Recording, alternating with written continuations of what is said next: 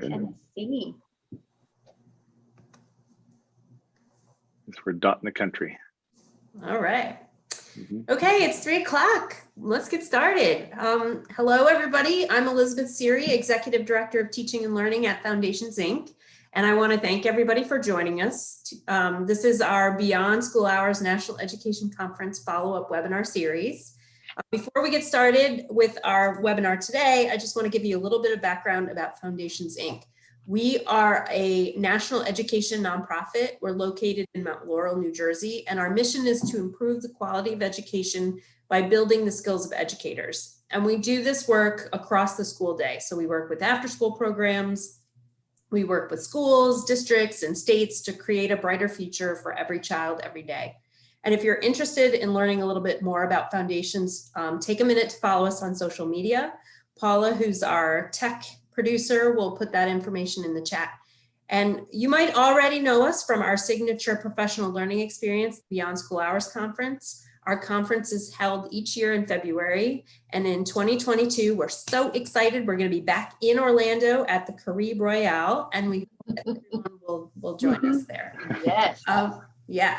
So we are really excited today because today we present the Vendorina show with our host, Renny Nieves, with our Beyond School Hours exhibiting coordinator, and she's also affectionately known by our exhibitors as Vendorina. Today's Vendorina's guest features William Albert, CEO and founder of STEMfinity. Bill is a frequent conference presenter, exhibitor, our sponsor. So we're glad that he's able to spend some time with us today. So let's get started. Welcome, both of you. Thank you, Elizabeth. Excited to be part of this. This is the original one, right? It's the first one to kick off. This is the first one. You're our first guest on the Vendorina show. At least there's no pressure, right? That way I don't have to pressure. follow suit. Yeah, very good. Exactly. I like that. So we'll just make it very simple and down to earth, and have a good time here the next 45 minutes or so. That's right. But, it's nice to see you, Bill. It's been a while. Yes, I know. I usually count my Vendorina hugs to kind of get me through. I you know. I know. Here you go. That's I think we all miss Yes. the interaction and the chance to talk one-on-one. But February like I said, 2022. February, We'll Orlando. be back in Orlando. And you can count on us there. So we'll be there, and hopefully all the participants today will be there as well. So Yes, that'll be nice. Yeah. So I'm gonna bring you back all the way back, Bill. Oh no. To your childhood. We're gonna bring you back to your childhood. Were you always interested in STEM? For the most part, yes. I grew up in the middle of nowhere, actually between 2 wheat fields. So grew up on a farm in Eastern Oregon. And it was wheat and peas and garbanzos. And so growing up in the middle of nowhere, you have to be creative to, kind of have some fun. So I would always, have my Hot Wheels, my Legos, and play with the dirt all day, every day. And I had a little infatuation with tractors, all the different harvest equipment. And so I would, from an early age, be out there wanting to participate and drive anything and everything that was around. So did that, but then that kind of took a seat to sports. So I took a big liking to sports and participated all the way up into college level basketball, and it was a fun ride there. But shortly after my graduating college, got right back into STEM, working with a company called PCS Adventures.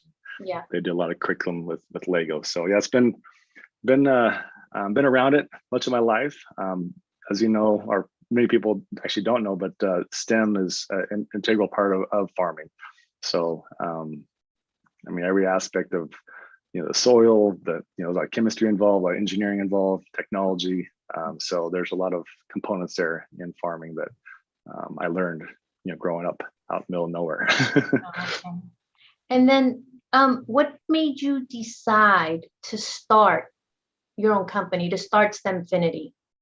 Well, I had, like I mentioned before, I worked for a company called PCS Adventures, and I would do trainings around the US for educators on, primarily after school educators, on Legos. And so showing them how Legos can be used teaching engineering and science.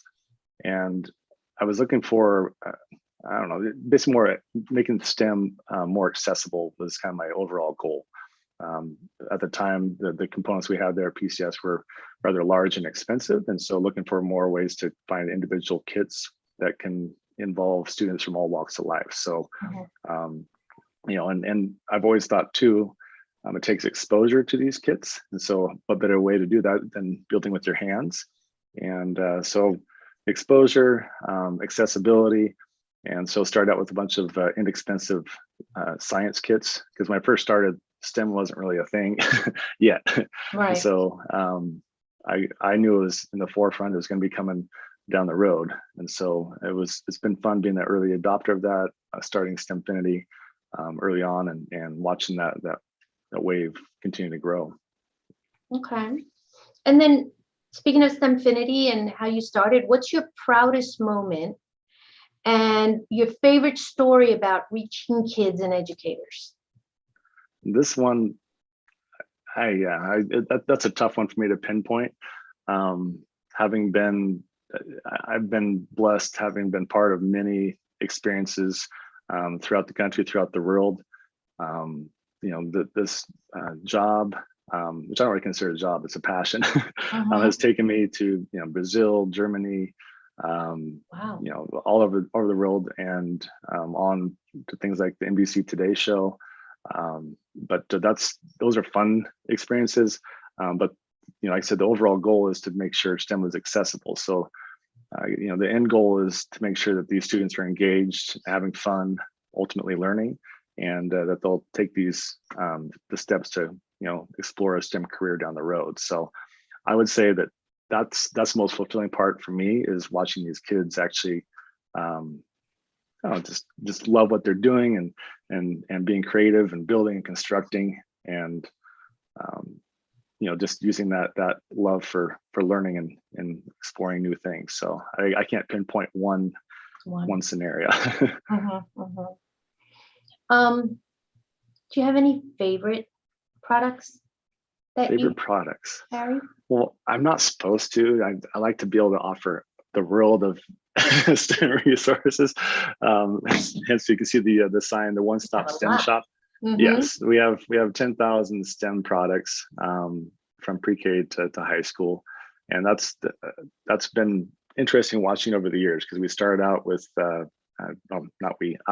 started out with 250 kits early on, and it's expanded to we had about 50,000 for a little while, but that's when everybody was just throwing the word STEM on the products and not having any substance to it. So we quickly learned we needed to be vetting these resources, and so we reduced it down to 10,000 quality STEM resource that we offer. And so of those 10,000, I do have some favorite brands that I think would be fun to show. And one is called Strawbees, and I think I might have emailed you a little earlier, a little video on that. I'm not sure if you got that or not, but it's. Can we do a demo? Do we have a video demo for Strawbees? And if not, I can give you a quick description. So Strawbees is, I mean, the key part of that word is straw. So there's actually using straws to let the kids explore and build and construct. And so for STEM, oftentimes we add the A, which is the arts, which is a pretty key part for learning and critical thinking. So we actually have these STEAM after school packs that let the students build all sorts of things with straws and these connectors. And so you can imagine the creativity in the arts, you know, where they can create their own unique activities or robots or whatever you want. And the great thing too with straws is that they're relatively inexpensive. So they can do a lot of things with those. And it's a I wouldn't say relatively new, but it's the curriculum and the activities that they provide are relatively new. So those are some new ones that we have. And I'm not sure, I passed along a video earlier. Hopefully we can play that here. Yeah, I don't know if she can play it, but I know that she did put it in the chat box. Okay. Maybe she can play it later. I'm not sure. But if anybody has any questions, please feel free to ask. All good. So that's one. Strawbees, make sure you check them out. They have a variety of kits, whether it's individual use or for, like I said, a whole after school program or summer camp. So that's one. Oh, here we go. Let's see here. Here we go. Look at that. Love technology. I'll shut up now.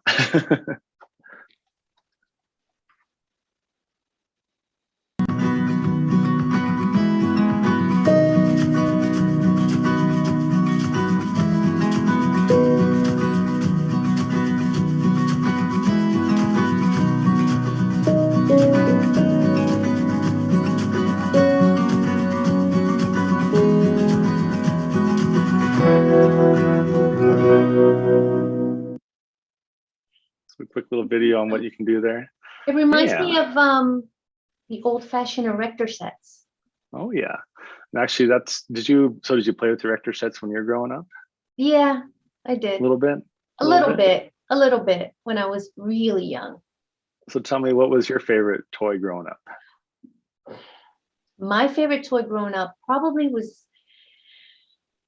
it could have been Legos. Mm-hmm. Legos. So Lego. Yeah, and believe it or not, the simple game of jacks. You remember the jacks games? Mm-hmm. It's those simple little games, jacks and jump rope. It's games like that I mean, you think about it, you flash back and it brings a smile. And sitting on the step outside playing with my aunt, playing jacks. Don't step on one of those though. But see, that's teamwork, collaboration, game play. I mean, there's a lot of communication involved in those, and that's where I think if you can utilize games or Legos, a lot of people consider a toy, but we call them a scientific tool.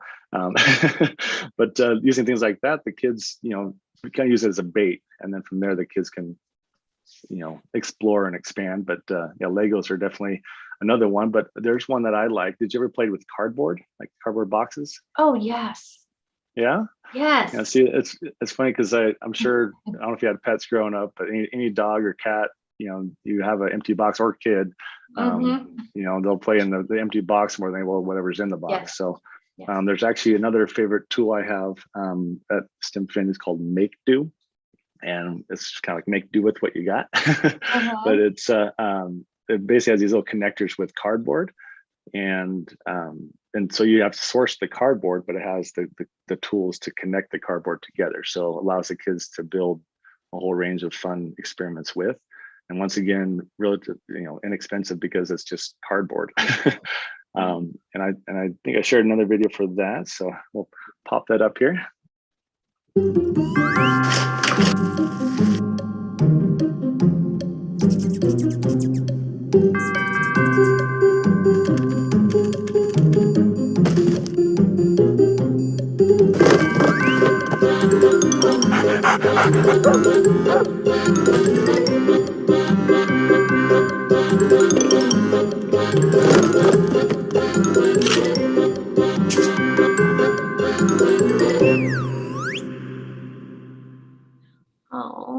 Oh yeah. See, doesn't that make you want to go dive into a cardboard box and recreate it? Yes. I want to go home and play with cardboard boxes now, not recycle them yet. And I believe from our past discussions, you have a knack of being an artist yourself. Is that correct? Maybe.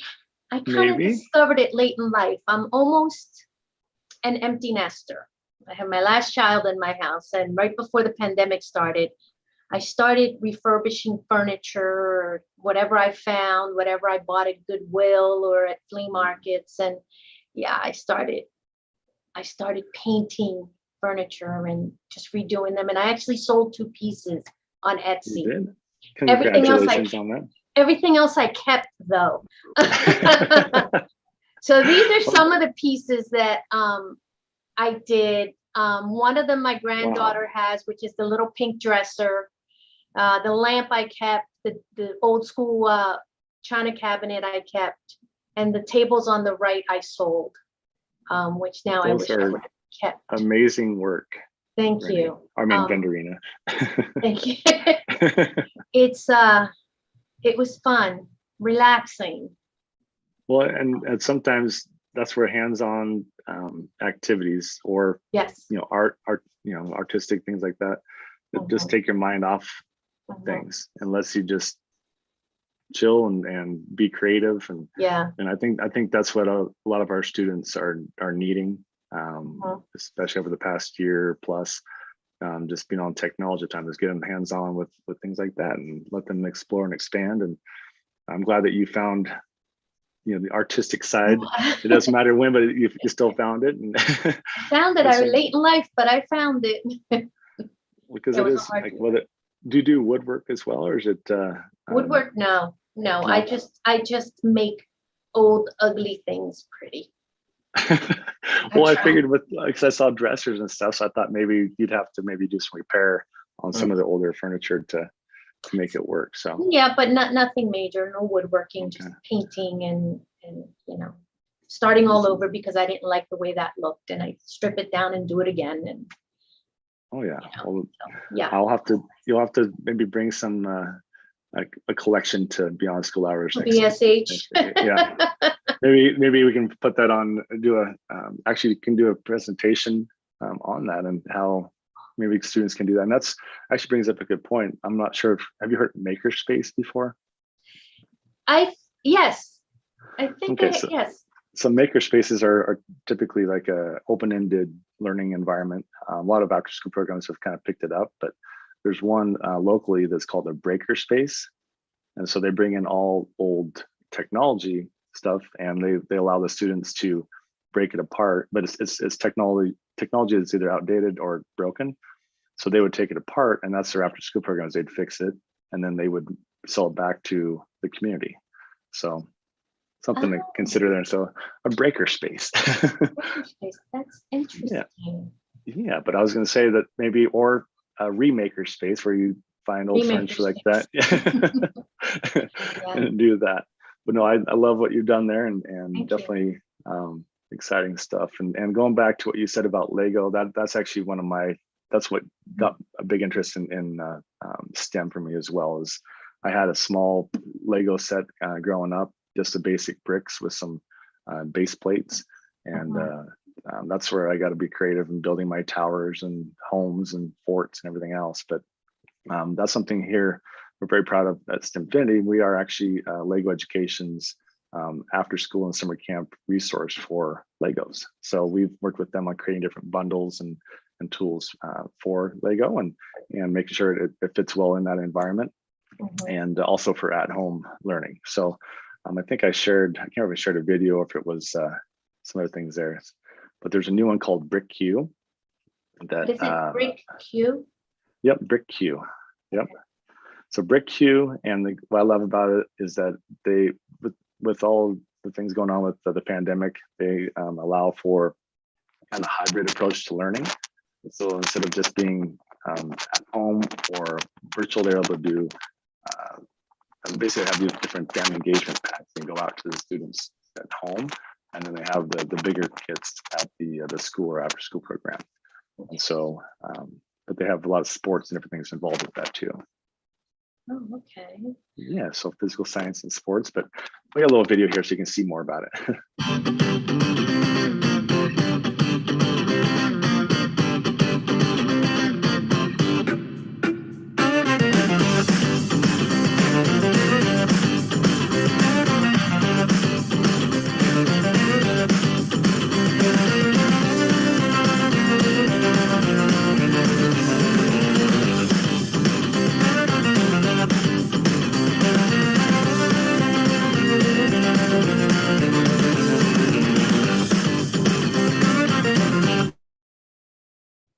I absolutely love Legos.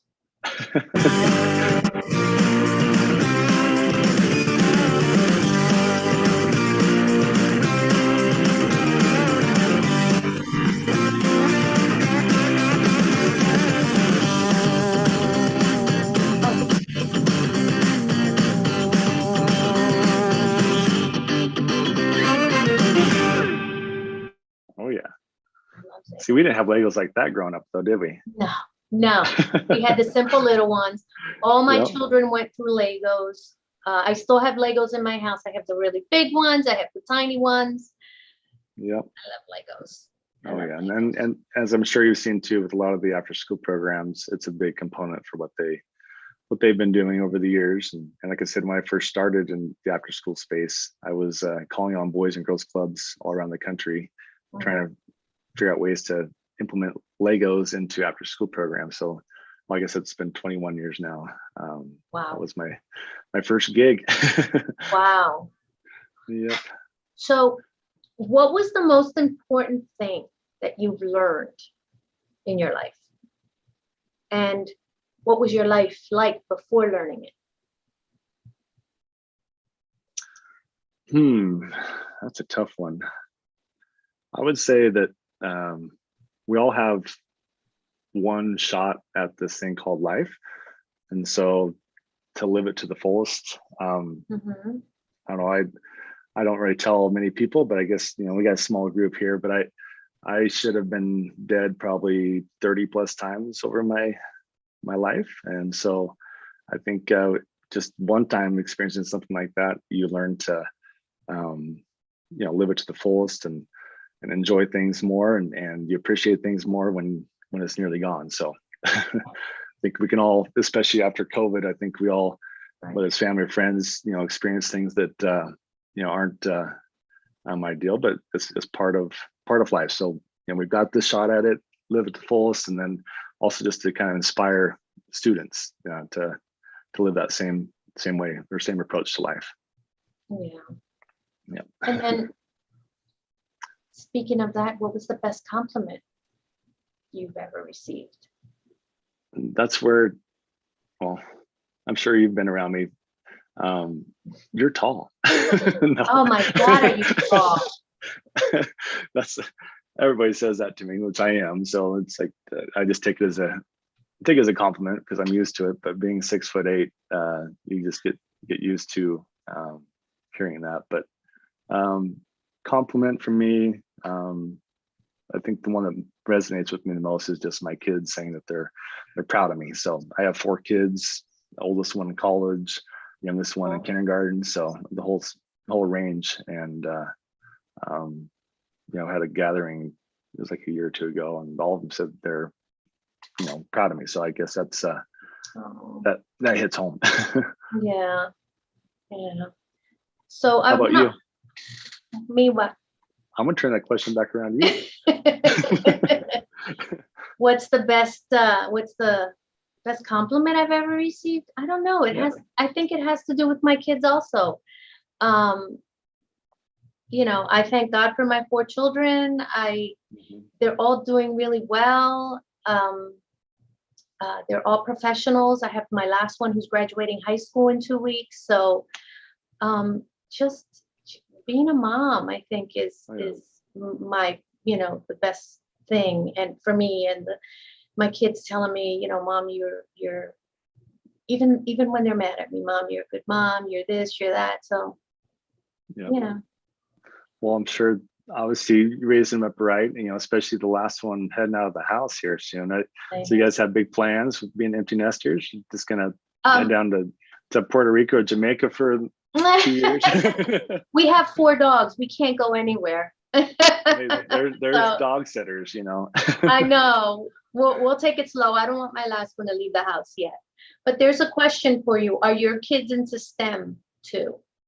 So ironically, my oldest, she's into marketing. That's what she's going to college for right now. Isn't that how you started? Yeah. So so STEMfinity's 10 years old. So actually March 31st of this year was our 10-year anniversary. And so we've been able to, my oldest daughter's 20. So, being a 10-year-old and being right in the thick of it, but she was, I think maybe what steered her away from it is that I put her to work. So she was out there putting stickers on boxes, and so she got to see the not so fun side of STEM and the work involved. But yeah, she's going into marketing. My oldest son, he's been a tinkerer. He's definitely the first of my kids to be really into STEM. So he's actually graduating this year from high school and going on to be a lineman for, well, not football, but your power poles that you have at the line. Yeah, so he's going to be going school for that. And I feel like the trades are a big thing these days, that there's a shortage of trades. And so he's can in a sense be an electrician, working on the big power poles. And then my younger two, I would say both are very much, they got to see the fun side of STEM. So, as a dad, I got to bring home the latest, greatest tools, and I got tested on them. So they're spoiled in that sense, and they love it. So I would say that my younger two will definitely be some sort of STEM field as well. Nice. Okay. But how about your kids? What realm have they gone into? Well, my oldest, he was in the service for 20 years. He was Appreciate service. staff sergeant and military police. And he is now retired from the Army, and he is an air marshal, a federal air marshal. Wow. But don't tell nobody. I'm not supposed to say that out loud. Top secret. Yeah. And then my other children, I have two daughters, and they're both going to be estheticians. One of them is an esthetician. My youngest, I believe, wants to be an esthetician also. And my other son is in finance. He works in New York. So thank goodness they're doing well. Yeah, they're all doing well. So yeah. Oh yeah, and definitely a lot of them are STEM, and that's where STEAM, it doesn't have to be just that. It's just, the big push for right now is because there's, huge demand for those type of positions. But I think, like I mentioned, the trades are very much needed, and I think have been kind of underappreciated over the years. So more and more kids, I think, should explore that path. Right. So I agree.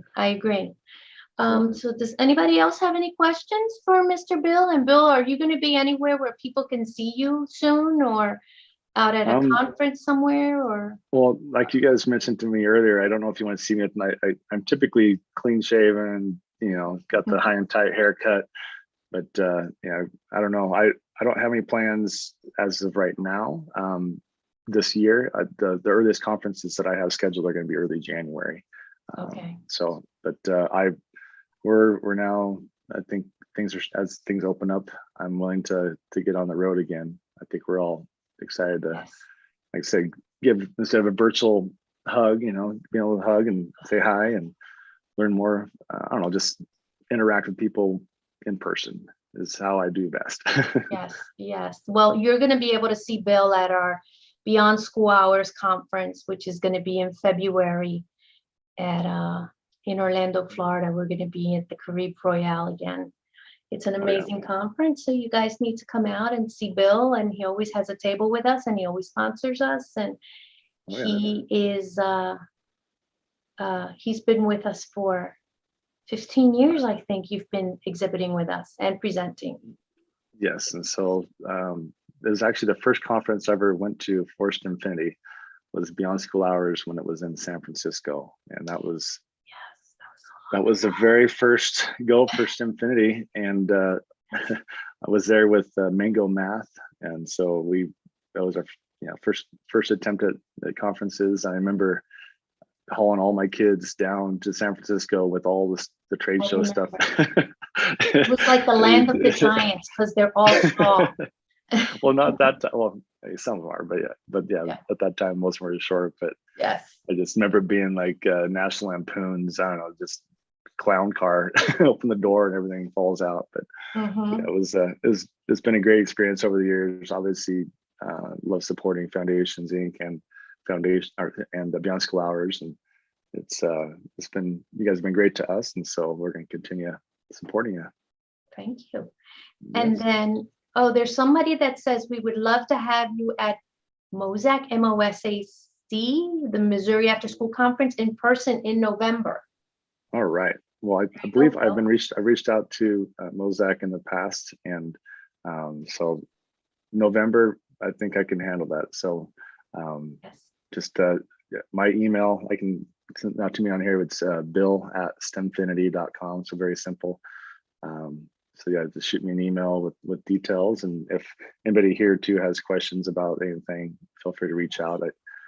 Having been in the after school market or area for so long, a lot of people, a good network of friends out there. And so love to be able to get on the road and see you guys more.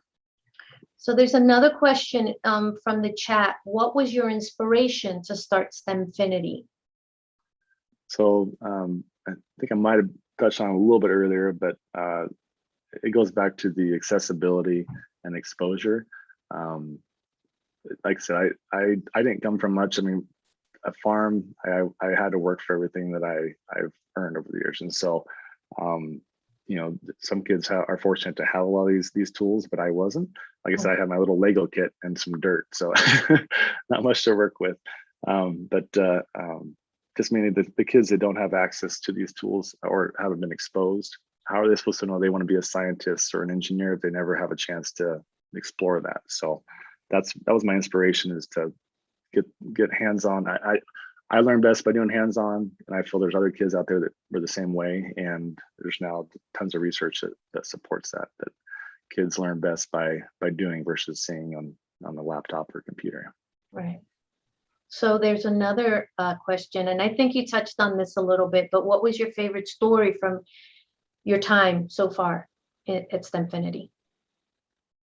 Oh, wow, that's my favorite story. Your favorite story? Well, there's been a lot of hurdles over the years. So I guess a big part of our growth over the years has been at trade shows like Beyond School Hours. Mm-hmm. And so that in order to grow, we had to be in front of the people,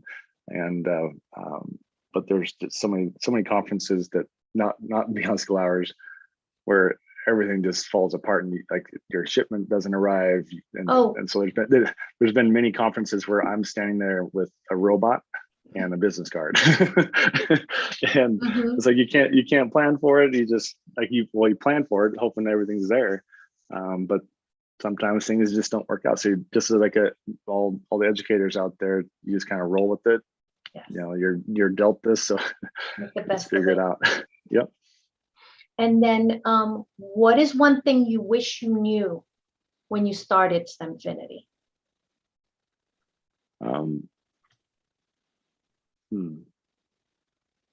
I wish I would have asked for help.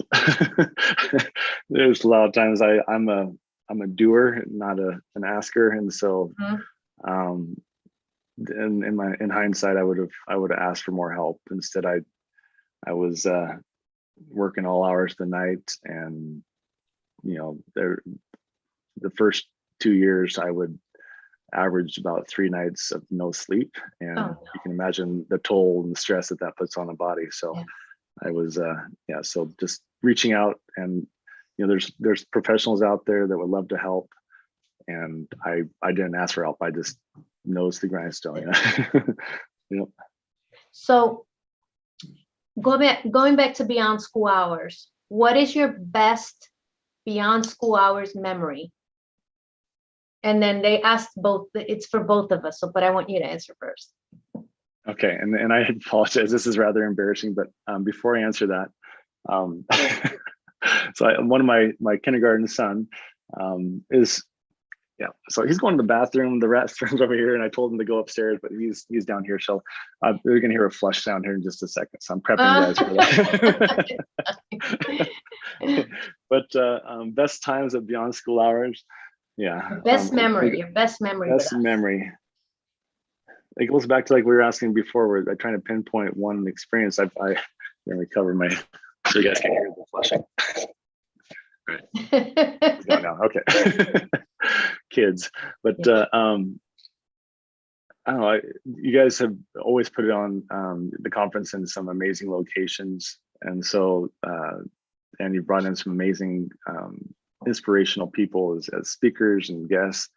I don't know. I've seen, you know,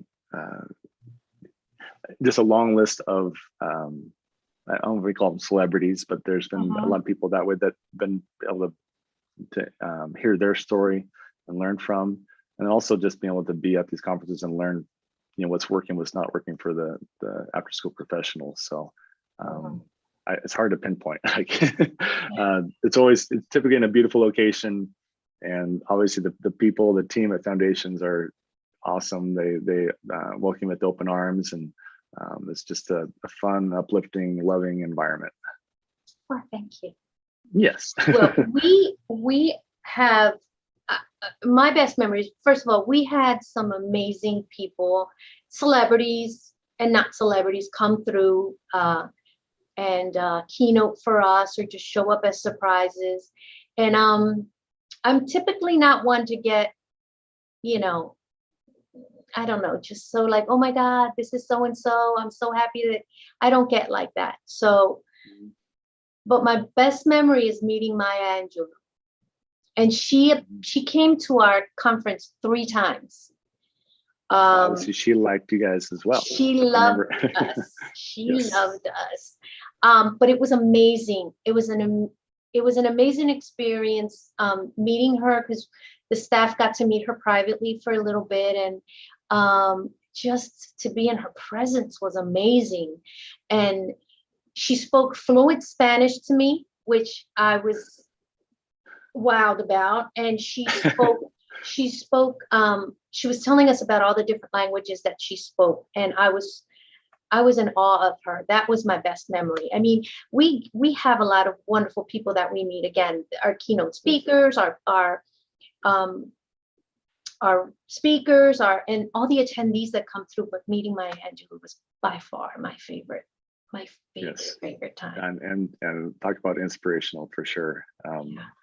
And that's where you can't go wrong. And you know, it's just to interact with all these people, and like I said, all the professionals that are there. Just many great experiences, and I have some lifelong friends from these conferences, including you. So it's one that just appreciate you guys putting on the event every year, and every year it improves and gets better too. Yeah. Yes, I can't wait till 2022. Oh yes. So hopefully everyone will be there to Yes, we will. enjoy our wonderful conference in sunny Florida at the same time. So Oh, does yes. anybody else have any questions for Bill? Hi. Yeah, so one of the things that I missed getting together in person this year. You know, a virtual conference just isn't the same, and it's just like you miss the energy of the people in the room, and the interactions with everybody, and it's putting on the conference is a lot of hard work, but then there's this payoff of, like, you know, getting to see everybody. We love spending time with our exhibitors and our presenters and all of who come from across the country and around the world now. That's the exciting thing. It's like people are coming from everywhere. Yes. Didn't we have someone from Brazil attend at one point? And Iceland, Iceland. and Canada, and you know, we get Hawaii, Puerto Rico. Yeah. So it's just a lot of fun, and we're really grateful, Bill, that you've been with us for so long, and we're really looking forward to being back again in person in 2020, February 23rd through the 26th. I hope everybody will join us, and we appreciate everybody's time today. Thanks for coming out and spending time with us to learn a little bit more about STEMfinity and Bill's background. And so Bill, I also have a college freshman who just finished, who is studying marketing too. So I didn't know you had kids that old. I started early. Yeah, me too. Yes, not so early, but like, yeah. Yes. So but it is one that, but it's just fun watching, you know, grow to be, you know, respectful adults. So, but no, thank you for putting this on. It's been great chit chatting and also get to know you two a little more. So it's, you know, because sometimes at the booth, you know, it's just go, and never get to, you know, dive deep into things. So, but I appreciate everybody's time today. And, you know, this is the first one, Rennie. So now you got to keep this thing going, you know? Oh gosh. I know. This has been great. Well, we hope that everybody will stay tuned and join us for our webinar series. We'll be doing them every Wednesday from 3 p.m. to 4 p.m. Eastern time. And Paula has put a link for the survey in the chat. So please take a minute to fill out a survey. Let us know how we can improve. And if you need a certificate of attendance, that's there for you as well. So we just want to thank everybody for coming out today and joining us for this Vendorina show, the first ever Vendorina show. Yes, and we expect a game show too next time. So right. We'll work on that. Yeah. We'll have to figure that out. How are we going to repeat the exhibitor squares in person? You need like virtual curtains for to walk through and come out. There you go. There you go. Thank you. We'll get started on that. Perfect. All right. Awesome. Well, thank you, Elizabeth. Thank you, Randy. Thank you, Paula. Thank you, Bill, so much for joining me on the Vendorina show. All right. Have a good day, everybody. Take care. Bye-bye.